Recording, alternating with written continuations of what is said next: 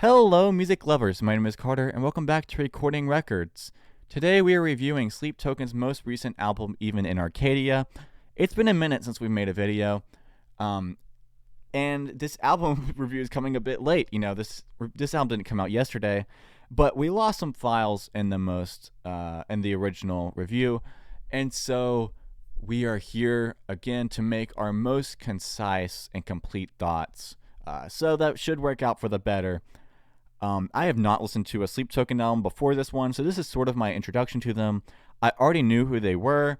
I knew some of the songs on Taking Back to Eden, and I like some of them. Sleep Token, in some ways, is up my alley.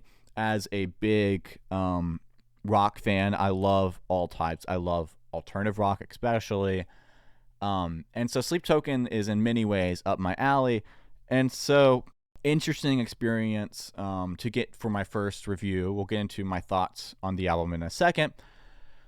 But yeah, I really didn't know exactly what to expect my first time listening to it. I knew of the song at the time Euclid and Aqua Regia, I believe it's pronounced. I believe it's how he says that in the song, if I remember correctly. And so I sort of know kind of what to expect, but that doesn't mean things weren't very surprising when listening to it. So all my thoughts are very raw, unopinioned, no bias to be had, no reason to defend them or hate them. Just really, what do I think about the music? The first thing I want to say about the album, really, at first, the biggest thing I really notice about Sleep Token, I have to say their mastering is genuinely like second to none. Everything is so cinematic, it's so crisp. All the sounds they choose, most of the sounds they choose, some of the synths sometimes are kind of like, maybe you should have chose something else. But like the percussion is always so crisp and it just like punches great. The like guitar amps they use, the sounds are awesome, and a lot of the synths they use are really cool. The vocal editing is awesome. There's so many cool sounds they use. I mean, genuinely, I don't know of much other music I could say that really competes in such an impressive way when it comes to mastering using electronic modern production. There's like not a lot that really compares to what I heard in this album. And so that's really what sticks out to me the most. Everything just sounds like a movie trailer in like a movie theater with the big bassy boomy stuff. So that's really my first notice on Sleep Token's music. My second notice is I would not listen to most of this music if there wasn't the breakdowns. Now, there are songs that Sleep Token has made before where I like it without the breakdowns. There's Rain off Take Me Back to Eden, which I haven't listened to it all the way through. There's some songs I don't like on that album. Like I think it's Do You Wish That You Loved Me? Is one. I hate that song. I've never heard a song do less. Actually, maybe I have, but that song does nothing. But there's songs like Rain, Euclid, and Aqua Regia, I believe is how it's pronounced again, that I've heard. And you know, the verses and the choruses are both interesting. It's a consistent, constant quality. Whereas most of the songs in this album, there are two songs with verses I don't complain about. Most of the songs in this album we have this long build up to a breakdown, and the breakdown is epic. It's awesome. And we have like the drums and the bass and the guitar and sometimes a synth, and it's really cool. And it makes this big dynamic moment. But it feels like to some extent these verses are made to be sort of uncompelling, or it's maybe a byproduct of them being uncreative, but they just feel uncompelling in a way, and I'll get into why in a second, or at least explain why I think they're uncompelling in a second, to an extent where it's like they're trying to make the breakdown so big by making the rest of the song so small. And it's not like these verses are a minute. A lot of times they're 2 minutes, 3 minutes of repeating of the same verses and the same melodies that weren't intriguing from the first place. Now, I will say it depended a lot when I listened to it upon its volume. When I listened to it at 90 decibels, the verses weren't too bad. I enjoyed some of the verses.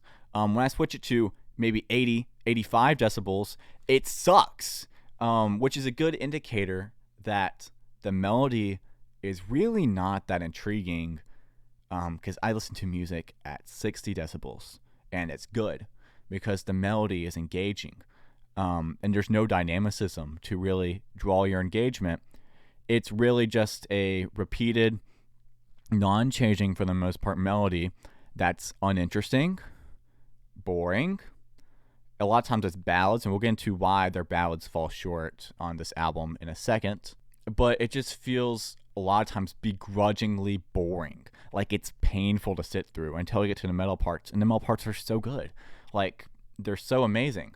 And so you have the segment, and it's a bunch of nothing, and then we have a bunch of greatness. And the greatness is so awesome, but I shouldn't have to sit through 3 minutes of boring to get through the greatness.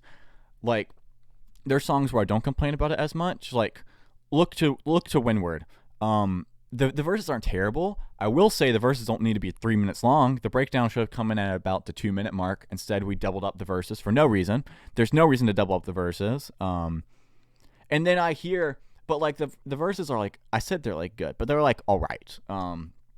But they're not terrible. They're one of the better verses on the album. One of the better melodies, especially on the album. And then it's like, I wouldn't really particularly listen to 3 minutes of this until I hear the me breakdown. And it's like, this is so amazing. How do you make both of these things at the same time? Like, how are you in the same creative session or different creative sessions from the same person, and you make both like this greatness as opposed to what is really lackluster on the same song? It's kind of impressive. Unless you're playing at 90 decibels, and the reason why it's good at 90 decibels and not at a normal volume is because you're sort of being tricked to ignore the lack of dynamics or an intriguing melody by just the impressiveness of the production. It's that cinematic feel, that big feel that like you're in a movie theater and you're watching a trailer and like the seats are rumbling and you hear the of like the bass, and the seats are rumbling and it feels like it like shocks you. It's scary. And that's sort of the feel that you get when you play it like super loud, and it sort of covers up the fact that the verses are unintriguing. And then there's other songs like Emergence where like the verse is all right, but then you add At the Car Bites My Nano like a drum part that's genuinely one of the worst drum bass parts I've ever heard. It's legitimately a national travesty. There's no part to groove to. The syncopation that they're going for there just like throws off the overall groovability of the song, which sucks because the second half of that song, like the chorus, really like the outro, I would call it more so, the second half, is really beautiful. And it has that really cool saxophone outro. It's so sweet and cool. And so there's so many like beautiful moments of the song, but it feels like you're walking through water. You're walking through the shallow end of the water to get to the deep end. And it's like slow. The water's just slowing you down, and it's really like boring. And then you just have to walk until you get to the deep end so you can have fun. And so that's what a lot of these songs really just feel like. And if I wasn't reviewing it, I would turn off the songs. In fact, when reviewing this, there were a lot of times, especially in the second half of the album, where it was getting painful to listen to it. I legitimately wanted to turn it off and felt like crying because I couldn't, because I had to get through it to listen to it. And this wasn't in my first time listening to it, or it was like this my first time, my second time, my third time, my fourth time. And the only time I enjoyed it is when I caused active brain damage to myself. And even then, I mean, it wasn't like it was amazing. There's some songs that could be good, but they're just like do so much wrong. I mean, it's just for another example. And I'm gonna use this actually to get into the ballads. On the song Even in Arcadia, I think this is a big example of why the ballads don't work. And they've done ballads before I like Euclid's a ballad, that are good. But the reason they don't really work in this album, I think, and I think this is a problem for ballads sort of with ballads that come in albums that are like super high electronic production and have a lot of like vocal editing, tend to just not be good. Because the reason that ballads are good, when you listen to a good ballad, what they're doing is they're taking the piano, usually, sometimes a guitar, but like it's like almost a piano, always a piano ballad, or like a violin or something, but it's usually a piano ballad, and they're taking the piano and your voice, and the piano and the voice, they parallel and they contradict. It's about how you compare and contradict to create tension and release. And it's about the realness of your voice, the emotion you sing with. It's all built in that. The emotions you give off through the music is what sells the ballad. You're connecting to the narrator through how they tell their story. You connect to them as a person. This is why probably the biggest ballad creator in America right now, or in the world right now, is Billie Eilish. And this is what she does. She sings and then allows the music to carry her, and she strives at every element for intimacy. She wants to make things personal, like she's singing to you directly. You know, she breathes in the mic, and you can hear the rawness of her voice, and she sings with, like, sometimes her voice is like cutting out, it's straining, and it makes everything so real. Or like Olivia Rodrigo does this too in like Driver's License or Vampire, and that's what makes these songs so emotional and real. But when you add vocal editing and you take away the realness of the voice and you use all these like electronic synths and stuff, it just feels non-personal. So without really a compelling melody to repeat as an earworm to catch in your brain, it's like, what am I supposed to relate to? What am I supposed to latch on to? And it just offers nothing. And so these ballads just feel flat. They feel boring. And then we get to the breakdown, and the breakdown's awesome. But why would I want to listen to an album where the only good parts are the breakdown, which are like segments of the songs? And I'll ask like friends that listen to Sleep Token. They'll tell me they wouldn't listen to Sleep Token if there wasn't for the metal breakdowns. That's what they like. And that's cool. I love metal breakdowns. You can have both intriguing verses and good metal breakdowns. I'm sure Sleep Token has done it in other albums, but it's not really the case often in this album where that's a reality. That reality does not exist in this album very often. And that's just like sad. Because there's music with good breakdowns, again, that have good verses. I mean, think about One Step Closer by Linkin Park. You have the great breakdown at the end. All the verses and the chorus before that are both their own dynamics. You know, they have their own dynamics. They have an intriguing melody and riff. They build contrapoint. I'm assuming I'd have to really look through One Step Closer, but they're building like actually intriguing stuff to listen to before the breakdown. And the breakdown is still big. You don't have to minimize the before to make the after so big. It's just not worth it. And so a lot of the songs just feel flat. They're just painful to get through. They're so painful to get through. And there's so many good moments, like Caramel. The second chorus, like, legitimately really great vocal melody. It's super catchy. I like that song, and it's probably my second favorite on the album. The first half of the song is still pretty skippable. There's no energy to the song. It's just him singing, basically. And I think the synth is playing, and that's it. And it's just not that intriguing to listen to. Oil has songs like Gethsemane, I think it's pronounced. I don't know how it's pronounced. But my notes, I believe, for that song say, like, what they say is, this super summary verse is genuinely one of the worst things I've ever heard. And then it says, the chorus is good, though. This is one of the best things I've heard in the album.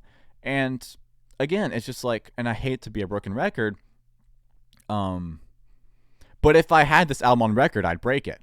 And so that's sort of the pain it drives me to, when you do something so terrible and then do something so great. I would love for everything to be so terrible so I just don't have to listen to it. But instead, there's enough to keep you excited to where if you're a fan and you need that type of music, you'll listen to it and you'll love it. But if you're just like an unbiased listener, this isn't very great. And so this album had me thinking a lot. Like, is Sleep Token just like Tom MacDonald?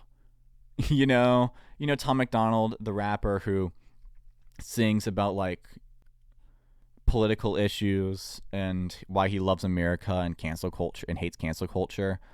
Is this just like Tom MacDonald but like for metal fans, like people that want to get into metal, they're itching for it. They love breakdowns, but they're too afraid of losing that sort of radio friendly sound as well as big production. And so they like this type of like genre amalgamation sound that's like really, really well produced and crisp in sound and very electronic. But it doesn't really dive fully into being like an actual metal song, like fully, completely.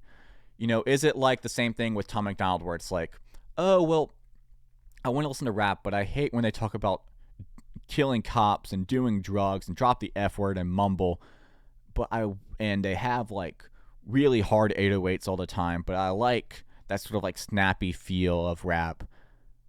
And so I listen to Tom MacDonald. Is it sort of the same thing? Is Sleep Token the vape to the cigarette? I don't want to do cigarettes. Cigarettes are too bad. Let me vape instead. Let me listen to Sleep Token because I don't want to listen to like metal.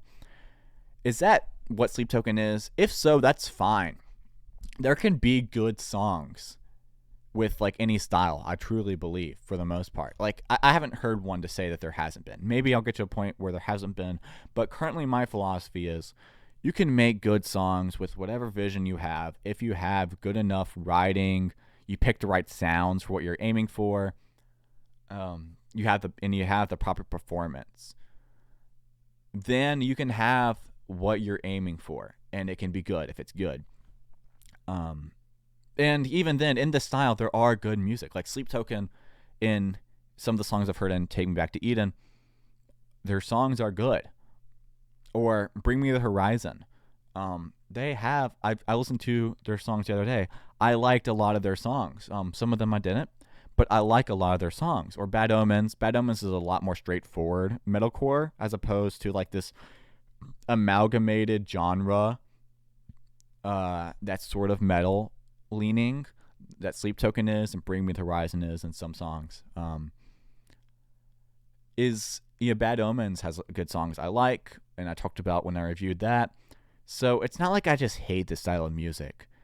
But genuinely, a lot of it's just not well written. And it's very sad, but I think people that focus on Sleep Token so much, it's like Bring Me the Horizon only makes so many songs like this. And I would say they're a lot better than the songs in this album when they make it, but they don't focus on making one type of style. Like, they just released a couple days ago a lo-fi album.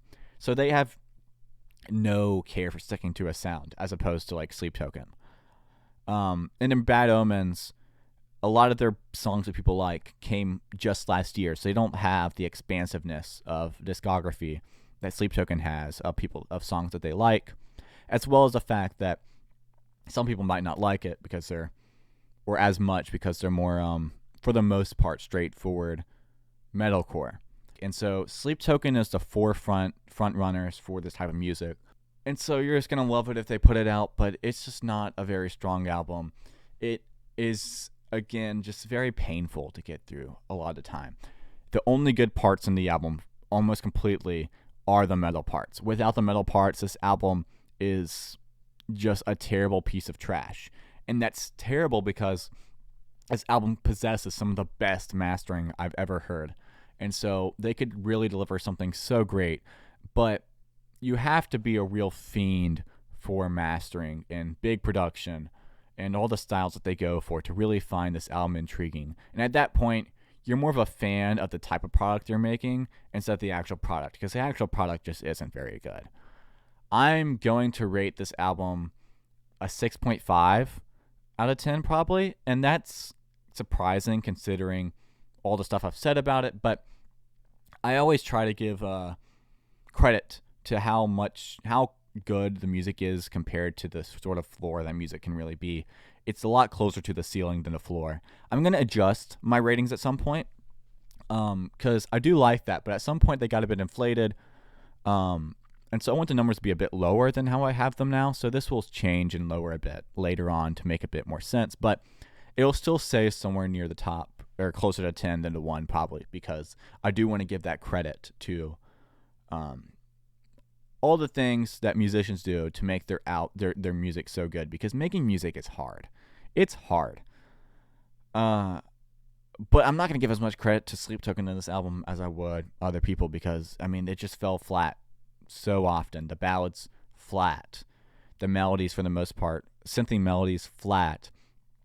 The percussion, I know a lot of people hate that type of percussion, like the hip hop with the metal. It wasn't that bad for the most part. There were some songs where it was bad, but for the most part, not that bad.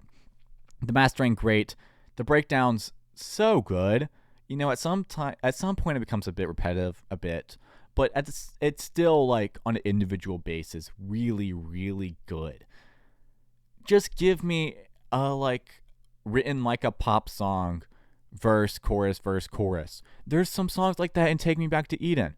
And then if you want to add the breakdown at the end, do it. But don't suffer through the shallow to make the deep so interesting. Or else there's just no point in pursuing through the song. And that's just what listening to this album feels like. Begrudgingly boring. Anyways, if you enjoyed my content, make sure to subscribe. Either way, have a good day. Goodbye. God bless.